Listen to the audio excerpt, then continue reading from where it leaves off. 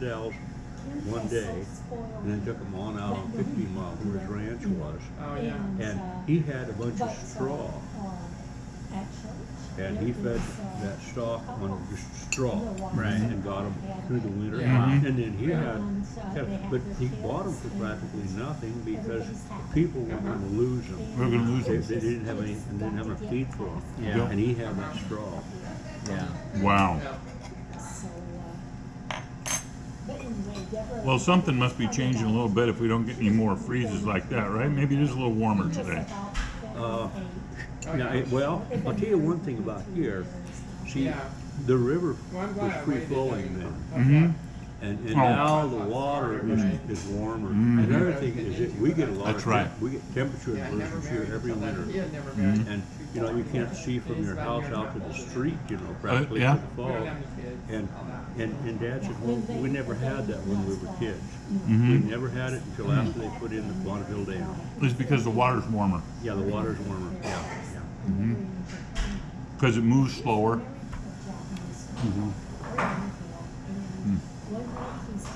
The water didn't move terribly fast between here and Cascade Locks. Anyway, even back, like, they ran a different type of boat on the river back in the 1800s because they didn't have to have, the boat didn't have to have as much power or as much maneuverability. Oh, really? So they could run a bigger boat and they could run side wheelers instead of stern wheelers. Oh, yeah. Stern wheeler has far and away more power and much better maneuverability. And so Because they had to, if the river was moving faster, they had to have the stern wheelers instead. and that's they built the boats that ran on the upper river were built at Celilo, Oh, okay. right above the falls. Above the falls. Yeah, and they built 23 of them there over the years. Stern wheelers, or? Yeah, stern wheelers. They only built one side wheeler, and that was all. Now, was a side wheeler? Oh, stern side. Okay, the side wheeler was not as maneuverable. Yeah. Okay, and that's the one. That's the one. Did they have a wheel on each side then? Yes. Yeah. Okay. The first one that was built in Thank you. for use in Oregon was called the Lot Whitman, and it was built in Oregon City, and it was a side wheeler, and they used it to run between Portland and Astoria. Oh, really? Well, see, they had that was pretty easy. The river was wider, and it didn't flow very fast, and so they could get about with it. They didn't have to. They could make the boat kind of short and fast. So to speak, you know?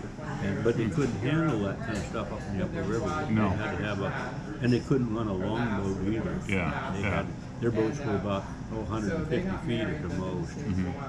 Yeah. Wow. Yeah, and I suppose all those they were done with those probably just before the war or so, something like that. I suppose. Well, because you know. except for the Portland. Yeah, is that right? The Portland was built in 1947. Oh, really? Yeah. Oh. Yeah. And so then we went to Clifton and met the family there. steamboats happened to be well, I just gave a program last fall about the town of Celilo. Nothing to do with the Indian village. It was The town. east of Celilo. And where they built the boats. And so I did that program, but you can't do a program on Celilo, the town of Celilo, without getting involved in steamboats, because that was the whole main, steamboats landed there and they're off from there to go to the upper river up to Lewiston, Idaho. And so I got to know that thing's pretty well. Of course, when they did put the dam in, it made the river navigable, right? So they could bring wheat down and such, and back and forth. So I imagine from a commerce standpoint, they lost the falls, but it wasn't just about power; it was about getting up and down the river, right? Yeah. Well, see, there was three sections to the river. The lower river, the middle river ran from Cascade Locks to the dam, and then the upper river ran from Celilo to Lewiston, Idaho. Yeah, all the way up to Lewiston. Yeah.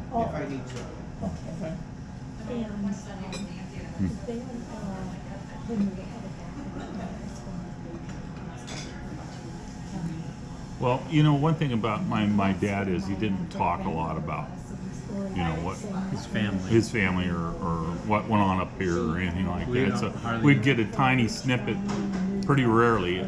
He just didn't talk like maybe John did. Yeah. Or, you know. Diane mentioned that when I first talked to her. That's been a number of years ago now. Yeah. I think she was still living in the Seattle area. Yeah. And then right after that, she moved to Idaho. Right. But yeah, she said that your dad didn't talk very much about it. No, he was all about business, and he's quite a talker when it came to business. But You know, he had that Irish gift when he was talking about the fruit business.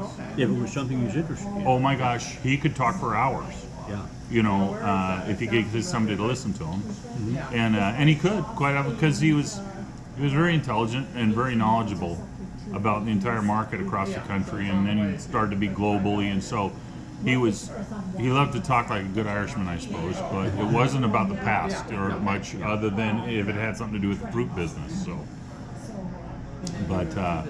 but so we didn't obviously know a lot about it, so it's really good to kind of figure out how everything kind of got started out there. But what I always kind of wondered is they had a lot of sheep, didn't they? And they would. And that was a good source of income for them.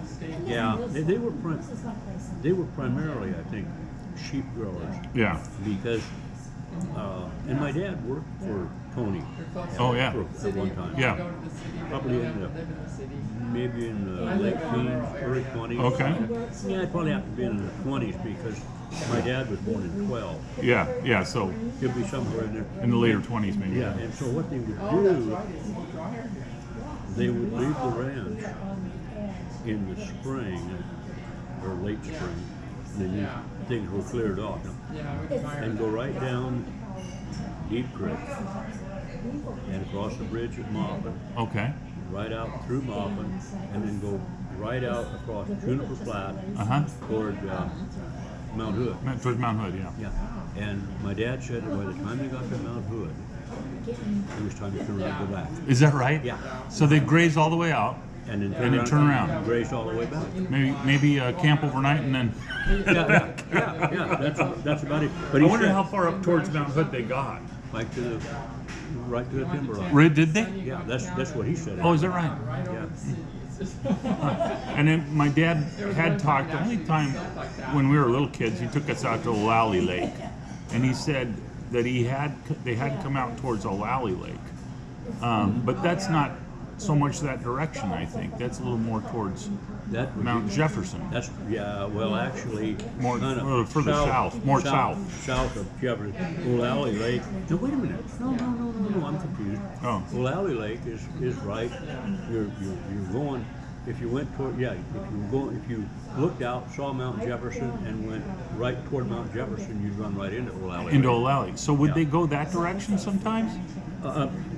Possibly, yeah. That might Possibly. have been the way they went all the time. Oh, okay, But they okay. ended up in Mount Hood. But they ended up at Mount Hood. Yeah. Yeah. Now, he talked about how he learned to, I learned to pack mules, and I learned to cook, and everything. And when we were little kids, we went to O'Lally Lake, and he goes, this is the tree, and it had a horseshoe on it. He goes, we put that up. And I found that hard to believe, but so I guess they did that every year. Obviously, they had to do that every year. And did your dad get involved in that then too? He was involved in all that, right? Yeah. He was just a teenage kid looking Sure. for a summer job. Summer job. So he said he went out and worked for Uncle Tony. Yeah. And Dad used to talk about the cars that Tony had. Really? Yeah. He had an air-cooled Franklin. Oh, was that the picture we have? We have a picture of him in a Touring car, big touring car. Yeah, Yeah, big that- touring car. Yeah, you look at it real close, you can tell what it is. Oh yeah. Because it has no radio. Yeah. Why don't you get your book? Jim's got a picture of it. Maybe you could see it. That's I think it doesn't. I think Aunt Mary's in it. Yeah, she is. Yeah. And that was an air-cooled, did you say? Yes.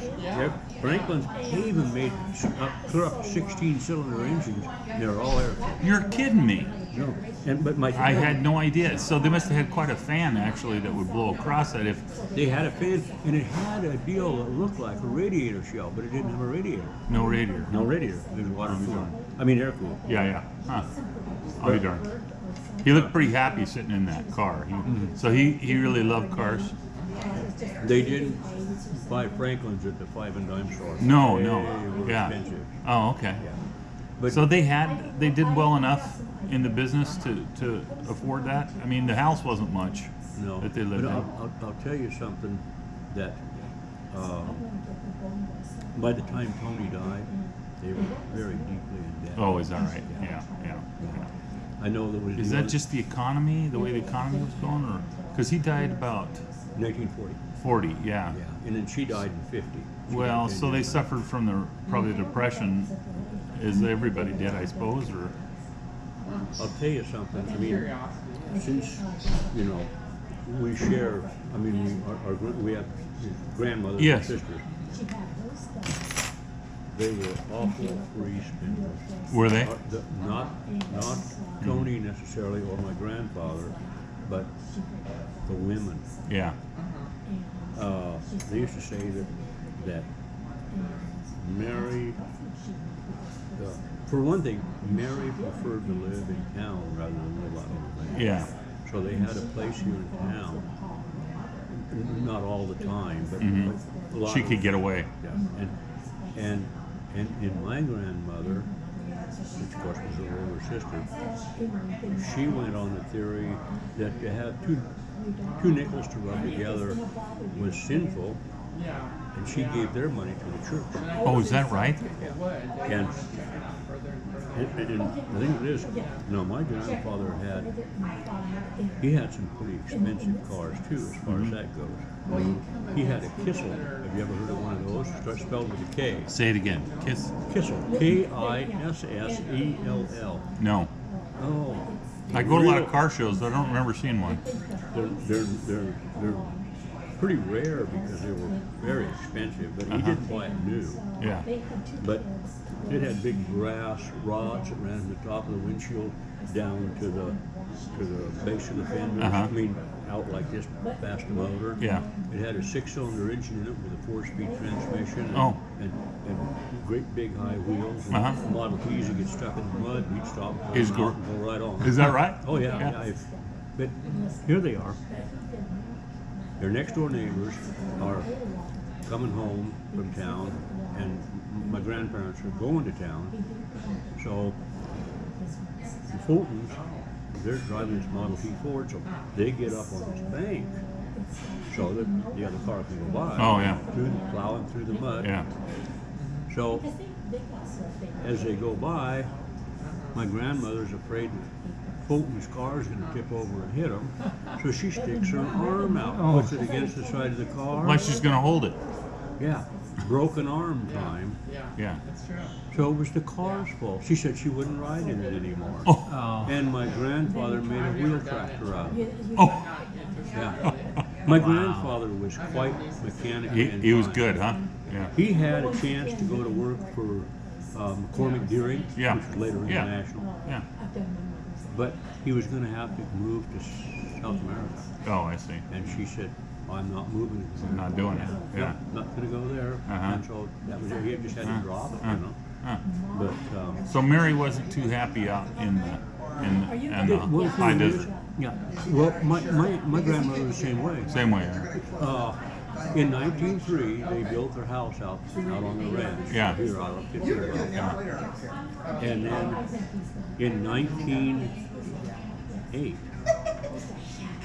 they moved to town, and my grandfather built a house over on East 12th Street, and it's still there. It's still very occupiable. Yeah. People live in it. They lived there from 1908, either 8 or 9, until about around 1915 or something like that, and back to the ranch. Oh. And they were there until 1927, back to town. Oh. And just 2 houses away from where I live is where my grandparents lived when they moved to town. My grandfather lived there from 1927 to 1928. Moved out on Mill Creek, bought a ranch out there. It just They were. yeah. From that standpoint, they weren't compatible in that he was a farm boy, and she was used to living in Thurles, right in the middle of town. And Mary was no different. No different than that. Yeah, it was the same deal. They didn't want to live out on the ranch; they wanted to live in town. Well, how did Anthony, Tony, how did he pick that spot where they built that house out there on Bay Coven Road? I mean, do you have any idea why they said, "Hey, this is the place"? Well, there was water, I suppose. Well, there were other. Well, actually, the water isn't that great a deal. What they had was just a spring, and they pumped the water to the house. Yeah. But I don't know whether Catholic could answer that or not, but I doubt it. I think Dad said that there were other cousins, the Connollys, were already here, and they sent word back that, hey, this is a place to go. Oh, okay. But So you see, Tony was Tony was about the first one of the Conroys who was here. Because John came much later. He came in 1980. Right. Yeah. Right. Well, I don't know when Tony came. You know when Tony It was came? about 1903. Yeah, well, see, he was a late arriver compared to a lot. You see, my grandmother came, 1903, that's about the same time Mary came. Right. Yeah, Yeah. no, that's right. Yeah. And see, my grandmother came in 1894 Okay. because she was one of the early arrivals to come through Ellis Island. And but she was only 15 years old. She was born in 89 or 79 and came over here in 94. But can you imagine today sending your 15-year-old daughter halfway around the world, all by herself? She was by herself. Absolutely. She was by herself. Well, even today it would be so much easier. And back then it was like, goodbye, we're never going to see you. When they left Ireland, they knew they'd never go back. They'd never be back. Yeah. Yeah. That had to be horrible. That had to be for both sides, right? And the thing that gets you is they weren't interested in this game until my Aunt Mary always called him Unky Shelley. His name was William Shelley. he was a year younger than our great grandfather. And he came to the United States when he was 18 years old. No, 17, because he came in 1868, and he was born in 51. And so they hadn't seen him since he came over here. Good for him, I guess. But then they started sending their children over here. And my grandmother was the first. She came in, like I said, in 94. And then some of the other kids came along behind. And so I said to my aunt, I said, well, was he ever married? And she said, oh, yes. And I said, well, what happened to his wife? Because nobody ever mentioned as much as, oh, she died. You know, like, can you imagine somebody dying? You know, I mean, anyway, so as soon as he married a woman who was 13 years older than he was. He married her. He was 17, she was 30 then.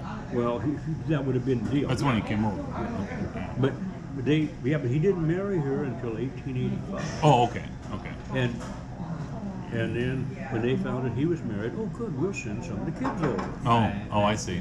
And the foundation for his house is about as long as from here to the end of these two tables, and about that much more wide. Oh.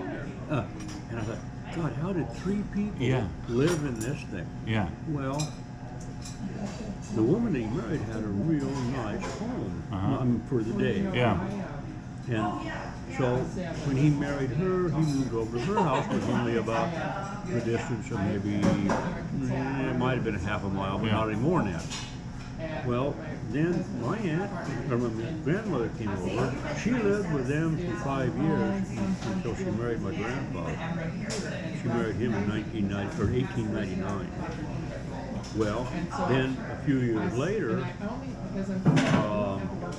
after she moved away, then Mary Conroy came over, and she stayed with him a short period of time, and she ended up in Portland. Yeah. Yeah, she lived in Portland. In fact, that's where she lived when she married Ed Fagan. Eddie Fagan, yeah. Eddie Fagan was a sheep herder from Prineville, and then he moved down here and went bar, owned a saloon. Oh, I see. But see, he was about 60 when he died. Yeah. And I can't remember for sure, but I think he died of Bright's disease. Oh. But he was, they kept talking about the young couple, but Mary was young enough, but he was about, but Eddie was about 50 years old when they were married. Oh, wow. So they married in 1907, I think, and he died in 1914. He was much older than her. Oh yeah, very Yeah. much so. Huh. Huh.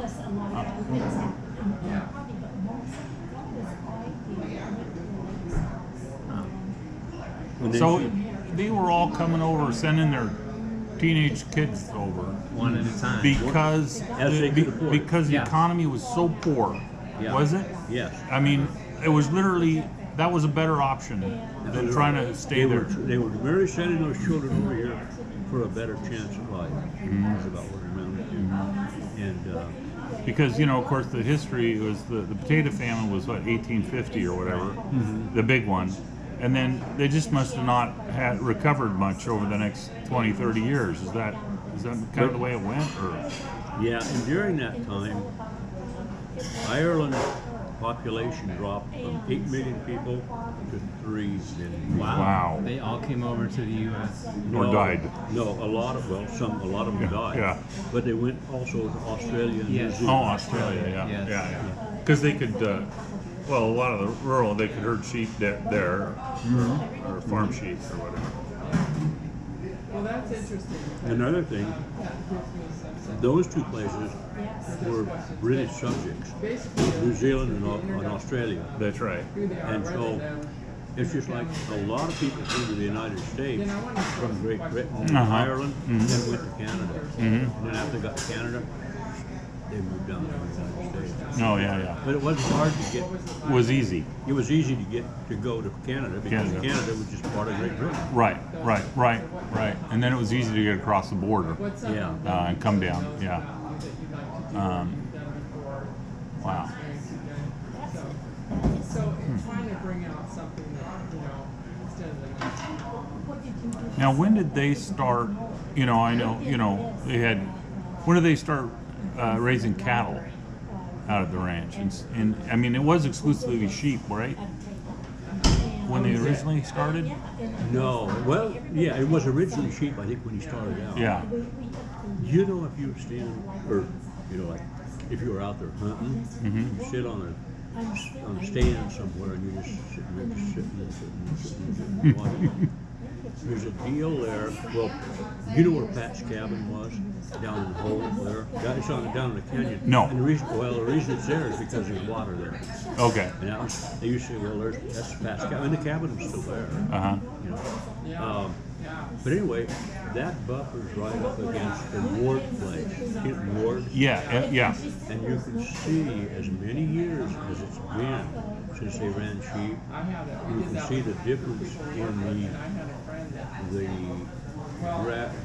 growth of the foliage, grass on it. Yeah. How much higher it is in the Ward place than it is on the Conroy place. Oh, yeah? The sheep just ate it down with the clothes. Oh, yeah. I'll be darned. What happened? Well, I think it was about 1930 when, you know, up until that time, Shaniko was the biggest wool shipping center in the world. Right. That's what I'd heard. It was destined to be.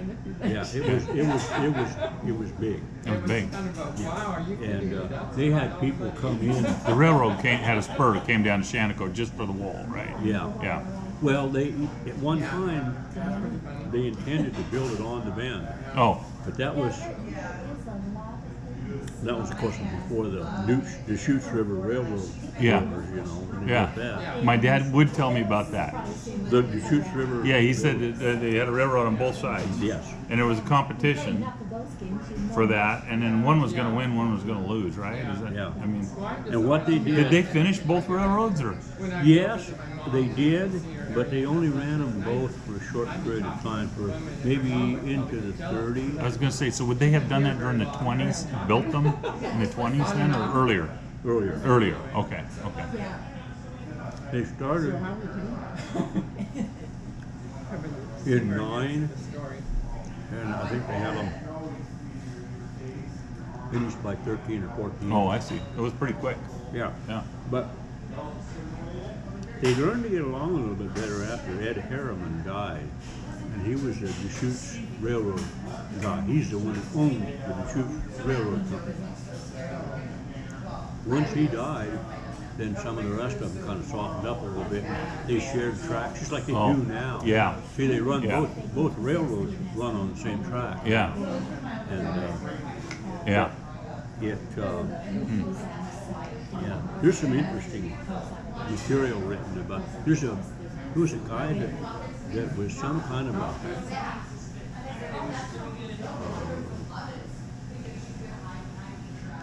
surgical guy or something like that. He worked at OHSU, but he liked to fly fish on the Deschutes River, and he researched and wrote that book, and it's almost like a coffee table book. Oh. Lots of pictures and stuff about, and it's called, the title of it is called the Deschutes River Railroad. I've seen the Railroad book. Wars. Yeah, my And it wasn't written that seen long that ago. book. Yeah, no, you're right. It wasn't too long ago. Just Yeah. 10 years. 10 years ago. Yeah, Yeah. yeah, yeah, yeah, yeah. Very, Isn't that funny? very, very. I'll have to read that. Yeah. Yeah. History of America, and they don't. You know, my dad, we used to fish a lot on the Deschutes. He would go up there. He needed a good excuse to come back to Central Oregon, you know. And so he got a jet boat in 1970, and we used to run up, mopping upriver and fish. And we fished a lot, you know, with bait and single eggs and grasshoppers and everything. But then they changed it, and you couldn't do that anymore. I guess the Deschutes Club and the Indians and everything, everybody agreed that the jet boats, well, first of all, you couldn't use bait on that section of the river anymore. And then they limited the jet boat travel. But so then he got into fly fishing. And so taught me how to fly fish. But we'd always come up and visit. Here's that car. Now, what kind of car is that? Is that the Franklin a- you were talking Yeah, about? that's a Franklin. Okay. It looks like it's got a radiator. This is all a phony deal. There's That's phony? There's no radiator there. But they wanted it to look like any Yeah, other they wanted to car. look like a. They wanted it to look like a car. And that's a neat picture of them. Isn't that great? Yeah. Yeah. And you know, it makes you wonder, did they just buy? Look on his face, how proud he is. Yes. Of that. Oh yeah, he's very happy. Yeah, yeah. Yeah. He's got that riding cap on there too. Yeah. I've got one of those when I drive my. I've got a '32 Ford Fayette. You do? Yeah, Yeah. it'd be the same type of car as this, the Uh-huh. same body style. And I have one of the that's called a newsboy cap. Yeah, Newsboy. Yeah. Right. Newsboy cap. Yeah. Oh, that's Well, great. that is a, you know, you stop in, look at that car. That's an enormous car. It's huge. It's really big. It's They huge. were a huge car. Yeah. Where's that picture? This is Well, that's right right on at It's the at the ranch. The house is in there somewhere. Yeah, Tony said he knew exactly where this was. I think taken. that. Well, you know something? That's the barn. Yeah. Right Yeah, there. right there. Yeah. Yeah. And then if you took off and moved that way, Yeah. that's where Uncle Shelley had his homestead. Oh yeah.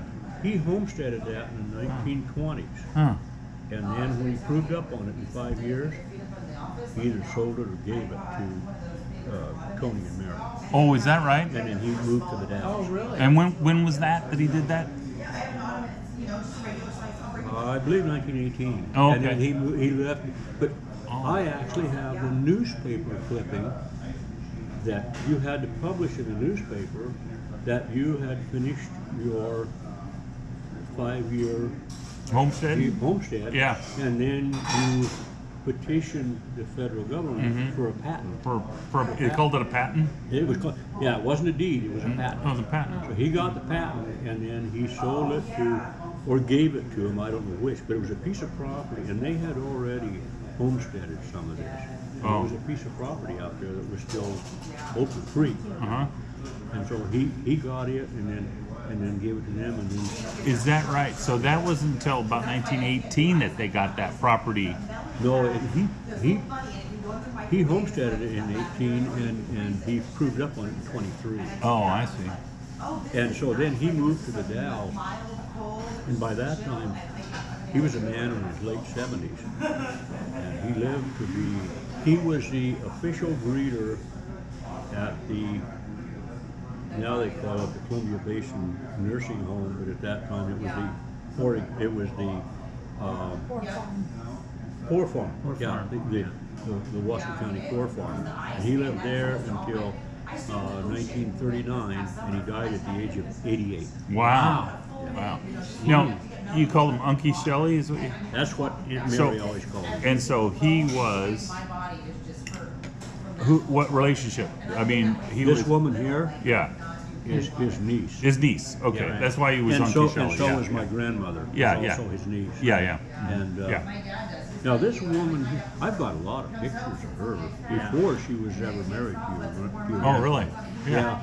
And I think she was quite a bit taller than my grandmother was just a flat 5 feet tall. Mm-hmm. But she was taller. Thank you. So she was taller. Maybe that's where we got some of our height then. Yeah. Yeah, because you see, well, my mother was fairly tall, not like Sharon, but you know, pretty good height. A little about 5'9", something like that. Oh yeah, that's tall for the time. Yeah. Yeah, but my dad.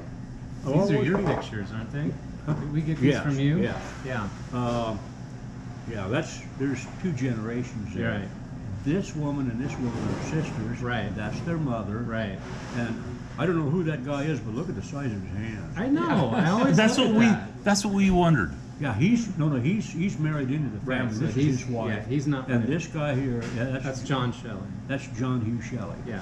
He died in 1905. That's our This is great. the guy I Now, think These looks these like 2 you. people here Yeah. are our great grandparents. Yeah. That's your dad. And- It's kind of cool to be able to Great-grandparents. say this is our grandparents. Yeah. I mean, Yeah. we're the same relation. Yeah, isn't that great? Isn't that great? Yeah, Isn't that great? I think it's That's the cool. link right It's there. really cool. That's the link right there. Yeah. Yeah. Yeah. And then so this guy wasn't related then. Right. 'cause No, it- just He only by married marriage. him. Oh, by Only marriage, yeah. yeah. He looked like he could fell a tree with those hands, didn't he? Yeah, I mean, well, look at the size of his hand. They look I like- mean, if he got a hold of you, you were You were dead. You were dead hanging. You were dead. Yeah. Yeah, So you're done. this Yeah. is, That's- where is this picture taken? Is Oh, it Ireland. It would be Okay. taken in Ireland. This is in That's what I would Thurles. say, okay. This is in Thurles. Thurles, okay. Thurles, yeah. Yeah. Okay. And all these people, like this guy here, Yeah. okay, he's buried at 2 Mile Boris, Where's that? about 2 miles out of Thurles. Oh, I know where that is. You went drove right through by it, I suppose. Yeah, we went right through it. Yeah. Okay. Oh, and well, I got a picture of his tombstone. Yeah. And when I first got into this game, there was a guy that was here, and in Wasco County, and his name was Troy Shelley. And Lorna says, "Well, how is he related to you?" And I said, "Well, he isn't." I said, "The name isn't spelled out. It's Shelley, extra E in there." Yeah. And then not only that, I found out later he was a Methodist minister. Oh well. Oh. Forget it. Yeah. He probably claimed an Nothing to hour do. Mongolia. Yeah. Yeah. He put that E in there just to differentiate. Yeah. Yeah. So that people wouldn't think he was Catholic. Yeah, that's right. But anyway, so then, and I have an idea that probably the relatives that lived in the United States sent the money over there to buy this tombstone for him. Oh. Because it's not a little flat monument. Oh. This Hummer is tall. Oh, really? And it says Shelley right on it. Really? Shelley. Oh. I wonder who's looking for me now. Yeah, so, you know, any of the names. I said, my Aunt Ruth. She can do this. Not to get you the phone, it could have been Aunt Ruth.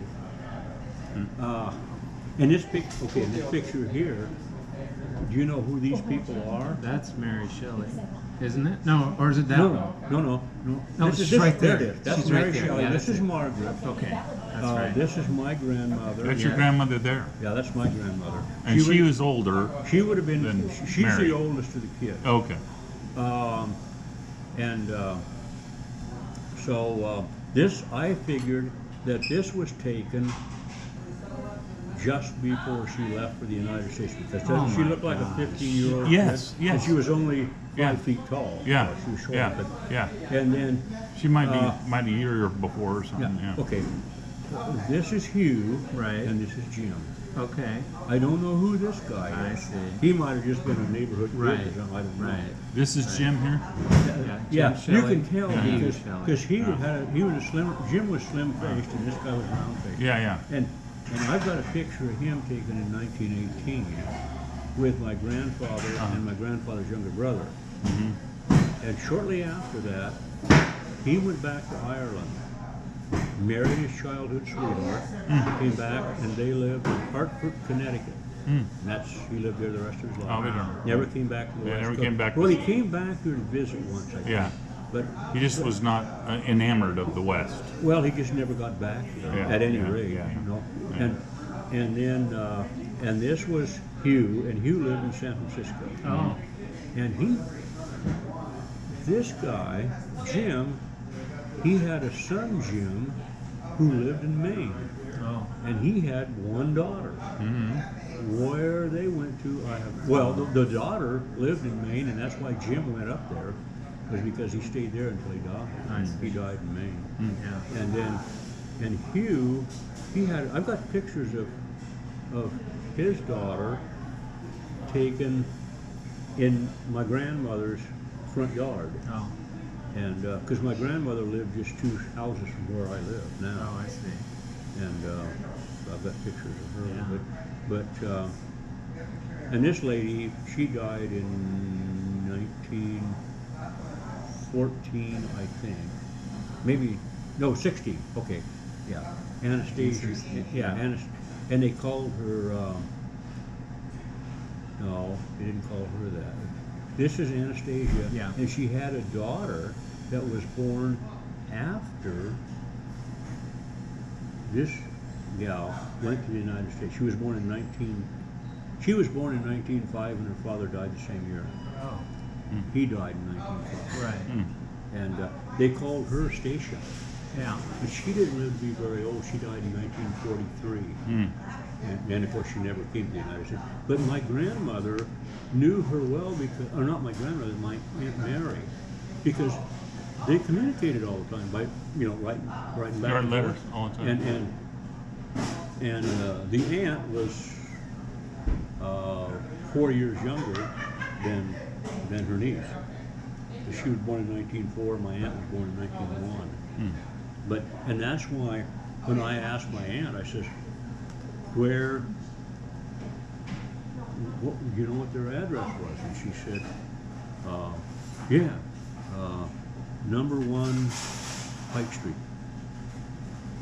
Because she wrote to all of them. I've even seen, after my aunt died, I saw some letters that were addressed with that deal. Well, then we get over there to Ireland, and we drive around. Where's Pike Street? And we stopped in front of a hotel there and said, "This one guy, do you know where Pike Street is?" "No, I've never heard of Pike Street, but that's the Pike District right up there." No. And so anyway, we went to, we started, and Rona says, "Let's go to a nursing home or something like that."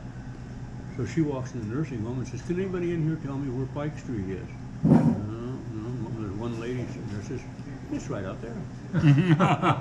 And they had changed the name in 1918 from Pike Street to Kickham. Oh.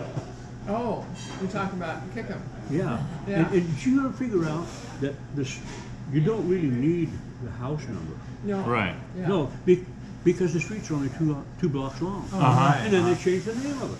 Uh-huh. Yeah, Oh, yeah, okay. yeah. I didn't know that. That puts you right where you need Yeah. to be, just the There's street. no Well, address. like- No address in Clifton Yeah. either. No, well, like in Is that right? Yeah. Bridie Shelley, that's she's probably gone now, but I don't know. We met her when we were over there. She was 80 years. She was just short of 80 years old. And how you related? How's Mary related to her? Oh, cousin. Bridie? Bridie is a cousin. Bridie is descended from Hugh's older brother. No, wait a minute. No, younger brother, Tim. Tim Shelley was her grandfather. She was born in 1920. And so she's still alive. She'd be 98 years old. Right. Okay, she's in Ireland now. But she was another one that told us, she said, we was talking about the Shelley and the Shelley deal, with 2 E's and 1 E. And she says, I know how that is. She says, sometimes I throw an extra E in there myself. She was just a She sweet. was a nice lady. And Really? she was the one that told us, well, you've got to go down to, whose pub was that? But it was her nephew that ran it.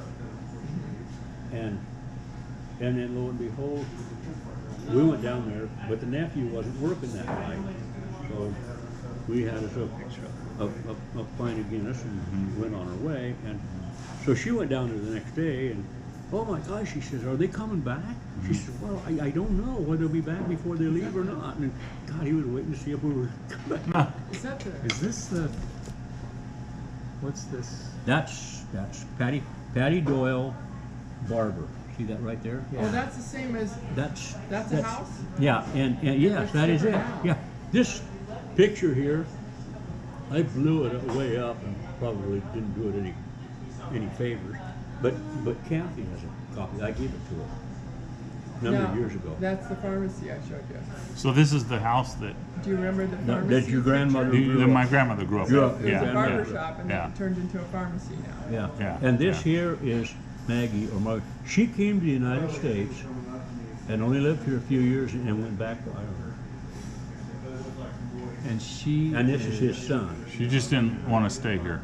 Yeah. Yeah. Or for whatever reason, Yeah. she went back to Ireland Yeah. and never came back to the States. But she did communicate with my grandmother because my grandmother had letters from her.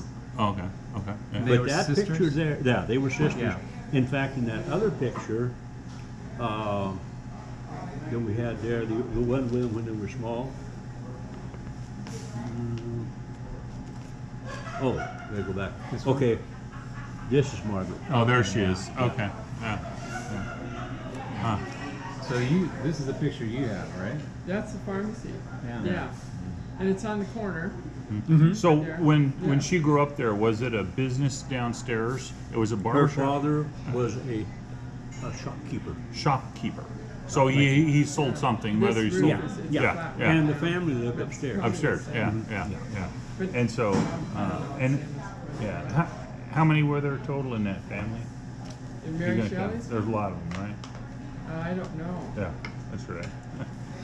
The first it's one about- died It's about. Oh, yeah. at an early age. There Yeah. were That was pretty common, wasn't it? Yeah. Yeah. well, 6. 6 of them? And then, of them. And then there was another one three afterwards. boys. See, Yeah. Stacia was born in 1905. Oh, I see. Long after that, 10 years after that picture Any was plates I taken. can get rid of, or are you still working on that? No, you can't have it yet. Okay. I'm sorry, I thought that was you. No, it was, no, she set it over there for me. I thought that was pretty kind of her. Bring me one, I hadn't finished the old one yet. So do you not have enough film going there still? Oh, yeah. Oh, yeah. It's about 10 to 3. We're thinking of heading out, I don't know. Oh, I'd love to listen to them all day, another though, I tell you. 10-15 minutes. Does that sound all right? What can you tell? What can you tell us? I mean, just about Pete and John. That did you? When was your first memories of them? Oh, I could tell you. Yeah. Hey, I need to tell you one story about John and young John, and my dad and my older brother were out at John's place, and they were dehorning. John had sheep and cattle both. Yeah. And they were dehorning these cattle, and another thing about it was John hadn't had him in for years. Hadn't had 5 years. Oh. He hadn't rounded up Oh, his sheep or yeah. his cattle, either one. Yeah. They got these things rounded up. Anyway, they were cutting the wool away from these sheep were blind. Yeah. They couldn't see Yeah. because of the wool. Yeah. But anyway, John's out there. He's gone. He's in his 80s. He's not doing much of anything. So they were putting these things in the chute, you know, and dehorning the cattle. And my brother said he remembered that he was running the chute, you know, and squeeze, Yeah. you know, and tip them off. Yeah. Yeah. And John's standing there doing the dehorning, young John. Yeah. And so the guy gets there and he's flopping his head around the steers, you know, and old John kept saying, "Oh, don't worry about it. He's just bluffing. He'd blow a big wad of snot out of his nose, you know, and stuff like this, you know." And my brother said, "I just miscued when I closed the chute on this thing. You let your head go through and then go down." Well, they miscued and he didn't grab him quick enough. And young John, he's there. And well, you know how big he was. He was big. Yeah. And old John kept saying, "Don't worry about it. It's just all bluff. All bluff. Don't worry about it. All bluff." And about that time, this one goes through the squeeze. It was right out through the squeeze and just hit John right in the chest and just threw him for about 25 feet out in the field. John Lance rolled a few times to get up. I can't tell like my brother could with you. Oh my God! Oh my God! You know, Yeah. It didn't hurt him any. Didn't hurt him any. No, it didn't hurt him any. Imagine the surprise. It was tough. Wow. So, what age is young John about this time? In the 20s, 30s, 40s? He was probably 45. About 45? Yeah. Huh. Yeah, I have to remember that he wasn't that old when he died. I just have to show you a couple of pictures. This was when I was out there in 1975 helping them do that. They were separating the calves, you know, and inoculating them and you know, doing all that stuff. And so there's John, and so that's my dad. That's what I was going to ask you. Is that your dad? Yeah, that's my dad. Okay, that's what I wanted to know, because my dad told me later. He goes, "Oh yeah, John Brookhouse always helped, or Joe Brookhouse." Yeah. And so that's your dad. Yeah. And there's John. And I think if you look, he was probably smoking a cigarette. Oh, is that right? Is he always smoking a see, cigarette? Was there a corner of a Let me cigarette? see. Let's blow it up here a little bit. Might No. be. No, No, I don't think so. no. Now let's look. I just had a couple pictures. There he is. Okay, that's my dad. And this is the chute you were talking about. You put him in the chute. Yeah. But they had it down at Old John's, of course, when this was Yeah. going on. Oh yeah. But now, Oh yeah. There's one thing about my dad and John, and that is that they always looked like they were just about to lose their pants. Oh yeah. I remember that about my Uncle John. Yeah. Definitely. remember that. They Definitely. kind of walked with Yeah. it Yeah. like Yeah. that because they were just Big kinda, guys. Yeah, they were. What's the word I'm looking for? They were kind of. Well, their pants were hanging down so far that they were kind of. Yeah. Yeah, they just couldn't hardly. Couldn't